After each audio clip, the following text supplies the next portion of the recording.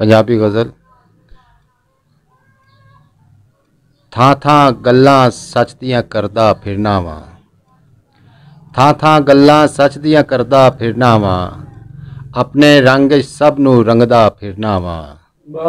ओतर वेले दी मैं अन्नी भीड़ विचों, ओतर वेले दी मैं अन्नी भीड़ विचों, अज भी अपने आप नूं लभदा फिरना वां।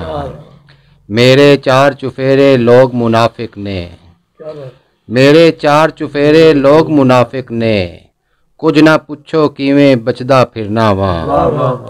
चेहरे उत्ते पान चढ़ा के हासियां दी, चेहरे उत्ते पान चढ़ा के हासियां दी, अंदर दी टुट भज मैं कजदा फिरना वां।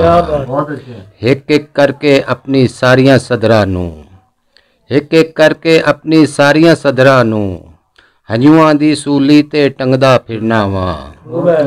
और कदी ते ओदा मन भांदा मैं होवांगा, कदी ते ओदा मन भांदा मैं होवांगा, जेदे नां दी माला जपदा फिरना वां। मैनू खौफ नहीं इस मुशटंडी दुनिया दा, मैनू खौफ नहीं इस मुशटंडी दुनिया दा, मैं तां अपने आप तू डरदा फिरना वां।